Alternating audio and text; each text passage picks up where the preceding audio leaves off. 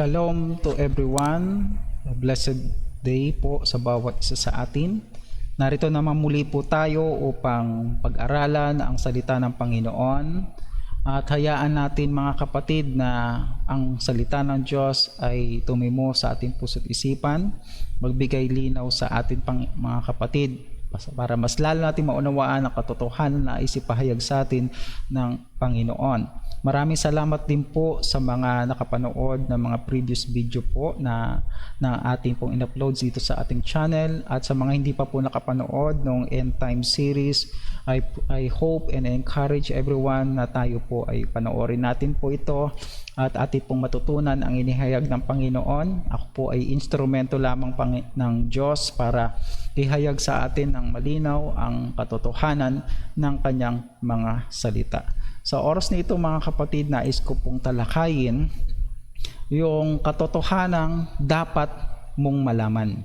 Hindi lang po katotohanan na dapat malaman ng isang tao, kundi lahat ng tao na nagsasaliksik, naghahanap ng katotohanan, ito po ay dapat nating malaman batay sa salita ng Panginoon.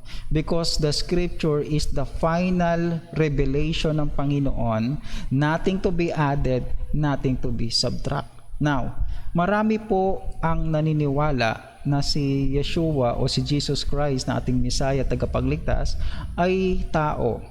May mga ilang religious organization na ganito ang kanilang paniniwala. Meron naman po naniniwala na sila po ay si Jesus ay tao lang, o siya po ay kapantay ni Lucifer na isang anghel.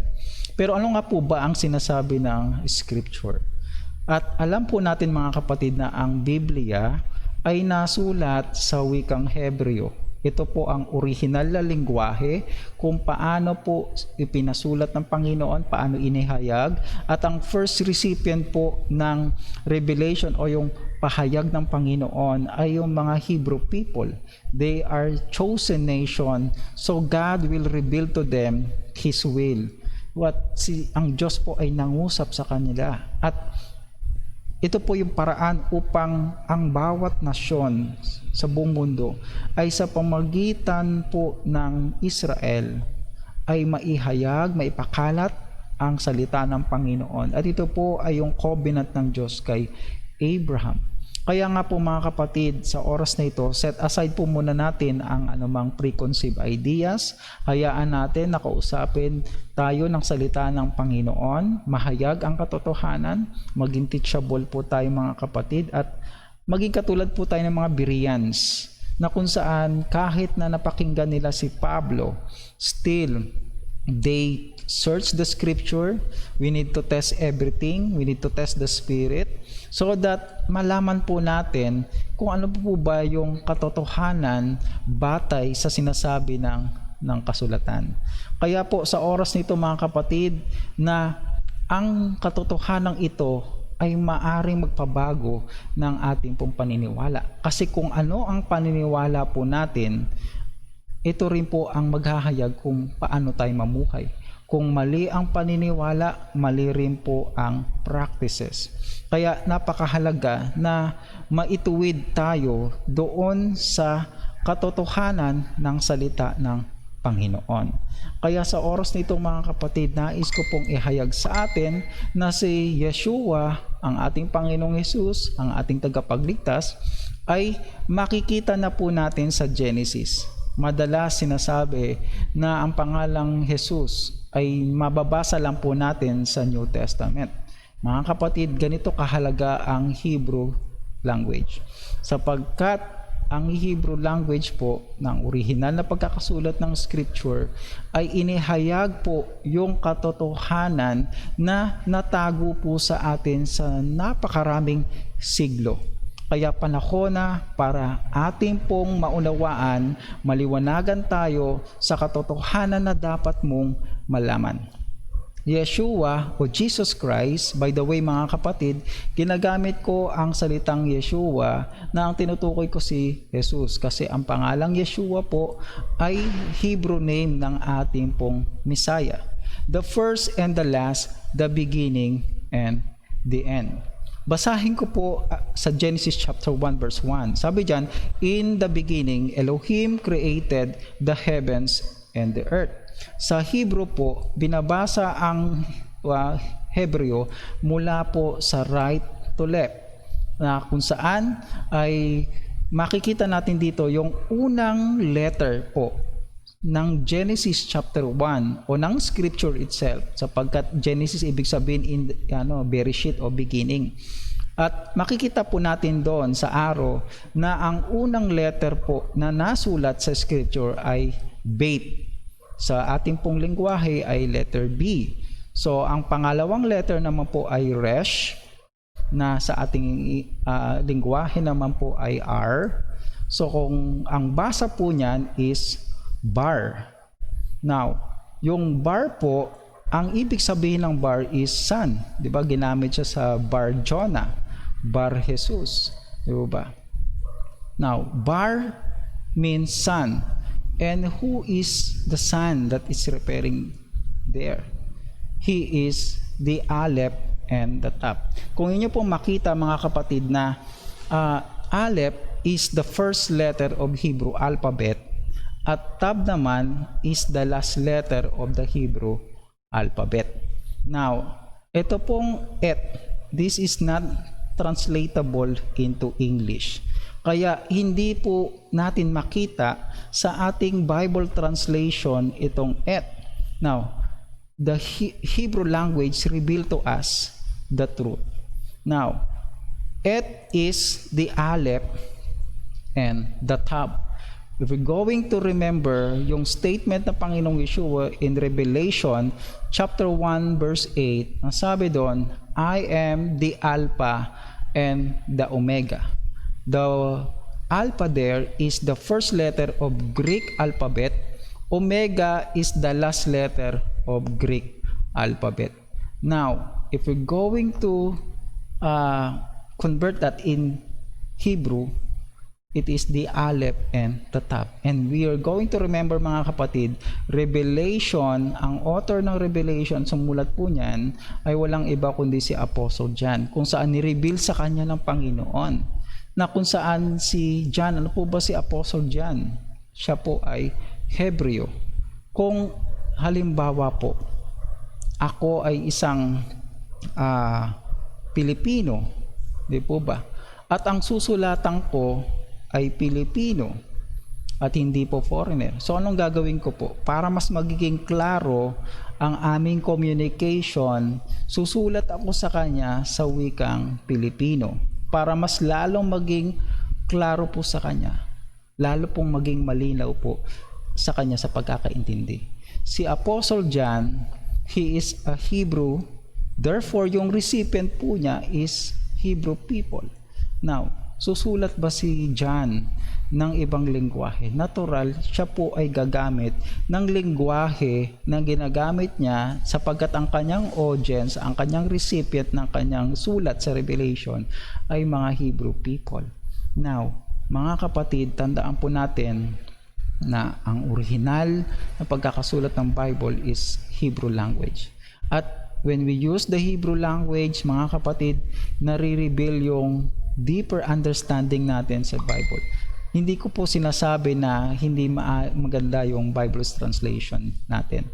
Any Bible translation are very helpful sa atin para mas lalo nating maunawaan kung ano yung sinasabi ng Panginoon. Magpapasalamat tayo sa Diyos sapagkat marami pong mga lingkod ng Panginoon na ginamit upang ma-translate ito sa ating wika nang sa gayon maging malinaw rin po sa atin yung mga pahayag ng Panginoon.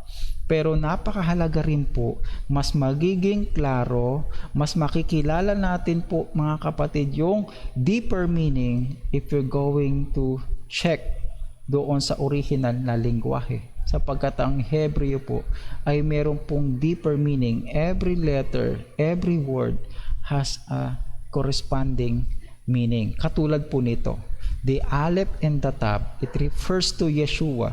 Therefore, mga kapatid, Yeshua o Jesus Christ, the Son of God, existed in eternity. Naroon na po siya sa pasimula. Naroon na po siya bago pa likhain ang langit at ang lupa. Existed na po siya. He is coexisted with the Father, with Elohim. Now, the word Elohim there is mababasa rin po natin sa Genesis 1 verse 26. Kasi sinabi doon, let us make man in our image. Sa Hebreo po, yung word na as dyan is Elohim. The word Elohim is, meron po siyang suffix na im. Ang ibig sabihin po ay plural. Now, ang salitang Elohim ay pwede siyang plural at pwede rin po siya singular. Depende po sa context ng pagkakagamit. Katulad po sa Exodus, may binanggit po itong Elohim.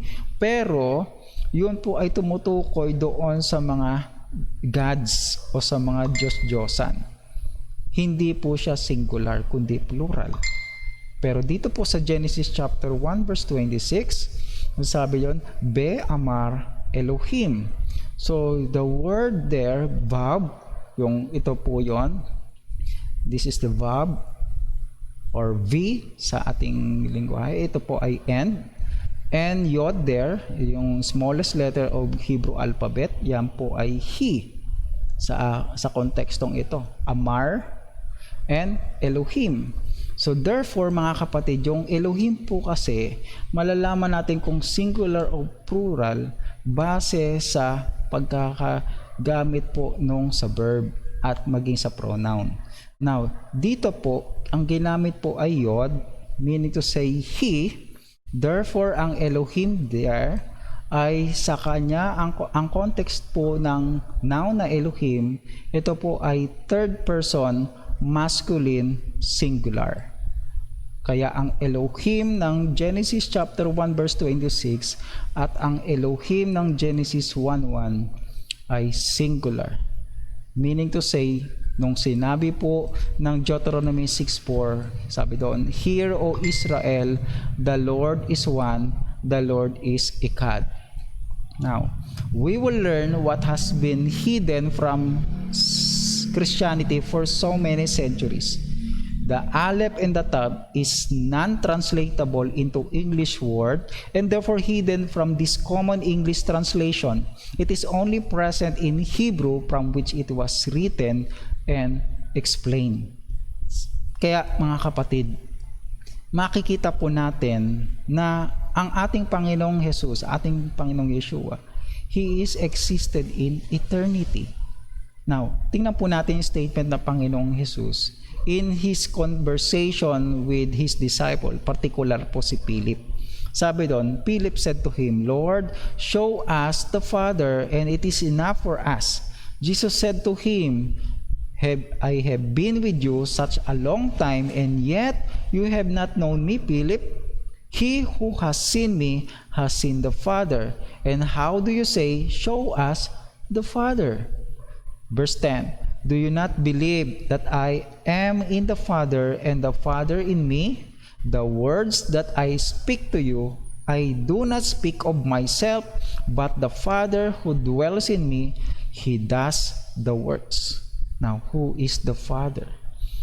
Now, in this particular situation, in his conversation with his disciple, Yeshua is telling Philip that he is also the Father. He said that if you have seen me, then you have seen the Father. The Father is in me, and I am in the Father. Now, tingnan po natin sa ibang mga verses or other parts of the scripture sa Isaiah chapter 25 verse 9.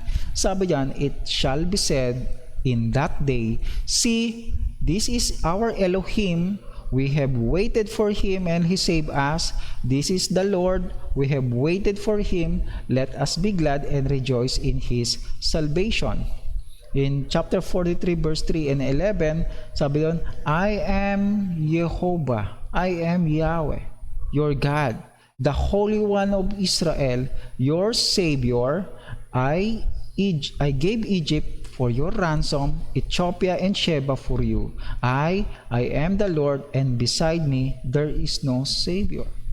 So, sa statement ng Ama, mga kapatid, sabi niya, maliban sa Kanya, wala nang ibang tagapagligtas.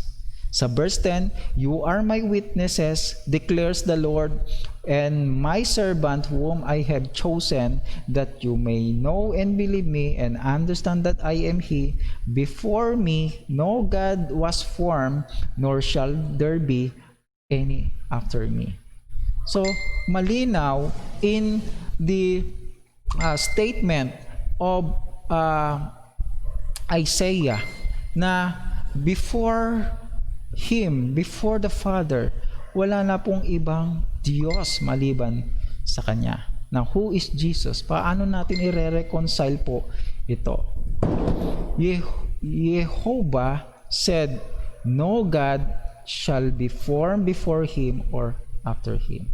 Isaiah 45 verse 21 to 22, and there is no other God beside me, a righteous God and a Savior, there is none beside me. Turn to me and be saved, all the ends of the earth, for I am God and there is no other. God is only one. Now, in this statement, particular dun sa mga verses sa Isaiah, the Father said, there is no other Savior beside Him. Again, in Hosea chapter 13 verse 4, but I am the Lord your God from the land of Egypt. You know no God but me, and beside me there is no Savior. Again, prophet Hosea, aside from Isaiah, Hosea, sinabi ng Panginoon mismo sa kanya na beside Jehovah there is no Savior. Now, who is our Redeemer? In Psalms 19:4, let the words of my mouth and the meditation of my heart be pleasing in your sight, O Jehovah, O Yahweh, my rock and my Redeemer. Isaiah 60 verse 16, you will also suck the milk of the nation and suck the breast of kings, and you will know that I, Jehovah, or Yod-Heh-Vav-Heh, Yahweh sa ating lingwahe, I'm your Savior and your Redeemer, the mighty one of Jacob. For you are our father, through Abraham does not know us, and Israel does not acknowledge us. You, O Lord, our Father, our Redeemer, from old is your name.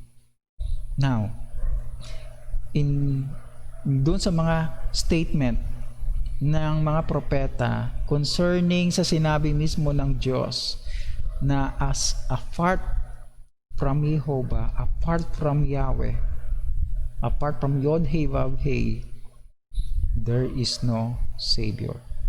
Now, let's look at the statement of Yeshua.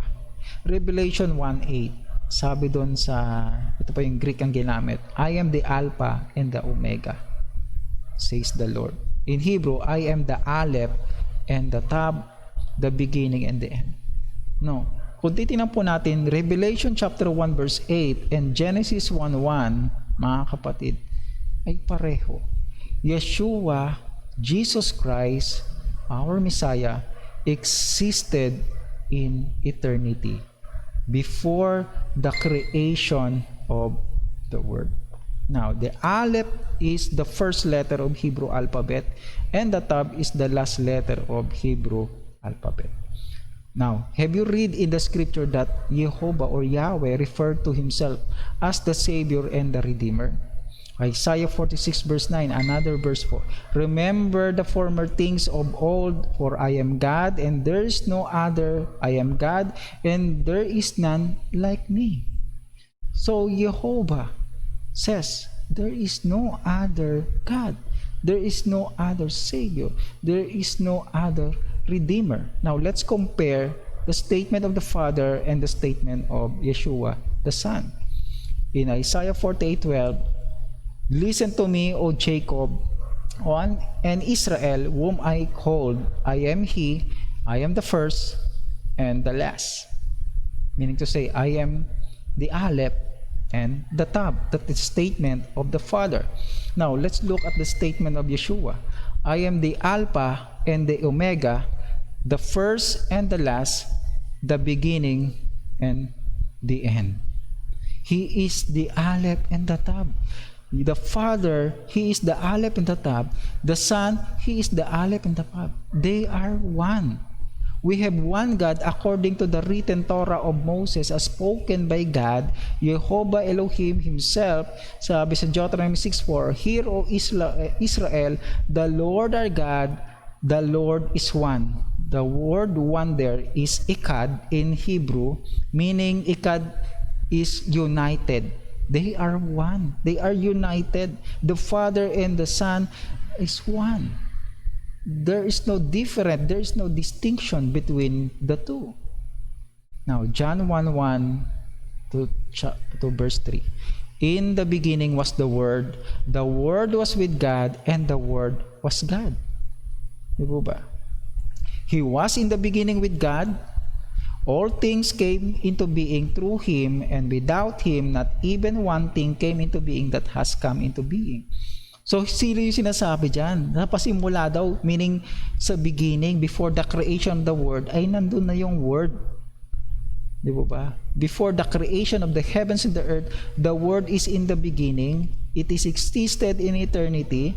And according to that, the Word was with God, kasama ng Diyos ang salita, at ang salita ay Diyos. Pagdating sa verse 14, sabi doon, and the Word became flesh. Sino yung Word na binabanggit ng verse 1? He is Yeshua. He is Jesus Christ became flesh. Yeshua is not a different God. In Malachi chapter 3 verse 6, the Father said, For I am Jehovah, I change not, because of this, the sons of Jacob are not destroyed. So, the Father, Jehovah, is unchangeable. Now, in the statement in the Messianic writing or the New Testament, Hebrews chapter 13 verse 8, Jesus Christ, the same yesterday and today and forever. Jesus Christ, Yeshua, is also unchangeable. Both the Father and the Son proclaim to be the I am. In John 8:58, Jesus said to them, Truly, truly, I say to you, before Abraham came into being, I am. The word I am is designated for God. Ito po yung personal name ng Diyos nung nagpakilala siya kay Moses in the burning bush. Sabi niya, I am that I am. I am, I am. Now, in Exodus, ito yung sinasabi ko po mga kapatid. Nung kausap ng Diyos si Moses, sabi niya, God said to Moses, I am that I am. And He said, So you shall say to the sons of Israel, I am has sent me to you. Jesus Christ claimed to be the I am. The Father claimed to be the I am. So, they are one, mga kapatid. Now, who is Yeshua? Now, let's look at the Hebrew name of Yeshua. Jesus Christ is, in Hebrew name po niya ay Yeshua. Now, Yeshua is Jehovah in the flesh. The name Yeshua is the contraction of two words. It contains Jehovah and Shua. Yah is the Father, and the word Shua means to save. Therefore, the name of Yeshua is Jehovah is salvation. Now, Yeshua means Jehovah saves, or Jehovah is our salvation. He is the Lamb of God from the foundation of the world, and His name points back to His Father. Kaya nga sabi ng Panginoon, I and the Father is one. Now, kung wala po silang distinction, the Father and the Son, they are ikad, they are one. So, let's look at the statement of Jesus Christ in John 8:28. So Jesus told them, when you have lifted up the Son of Man, then you will know that I am, and that I do nothing on my own authority. Instead, I speak only what the Father has told me. So ano po yung lumabas sa bibig ng Father? Yun din po ang lumabas sa ating Panginoong Yeshua. the Father and the Son, the voice of Christ is the voice of Jehovah. Now, let's look at this. Kung ano yung sinalita ng Ama, yun yung sinalita ng Anak. The Father is unchangeable. Therefore, His word is also unchangeable. That's why Yeshua o Jesus Christ, kung ano yung sinalita ng Ama, yun din po sinalita niya. Now, mga kapatid, I hope na this teaching will teach us the truth. There are so many false teaching na naglabasan po na si Jesus Christ o Yeshua ay tao lang. Babaliin po ang ganitong paniniwala, and hayaan natin na ang scripture po ang mag-reveal po sa atin. Huwag po yung alamang preconceived ideas, huwag po yung mga bagay na walang basihan sa sinasabi ng scripture. The truth is the word of God. And let the word of God reveal to us. Nawa, mga kapatid, tayo po ay napagpala, at iiwan ko po kayo ng isang verses sa scripture na sinasabi ng Panginoon, if you love me, obey my commandments. The commandments of Yeshua, the commandments of Jesus Christ is the commandments of His Father. They are one. Maraming salamat po. Thanks for watching, mga kapatid. Don't forget to subscribe and share this truth sa ating pong lahat, at patuloy nawa na abutin tayo ng salita ng Diyos, which is ito po ang katotohanan. Sabi ni Yeshua, I am the way, the truth, and the life. God bless po sa inyong lahat. Shalom.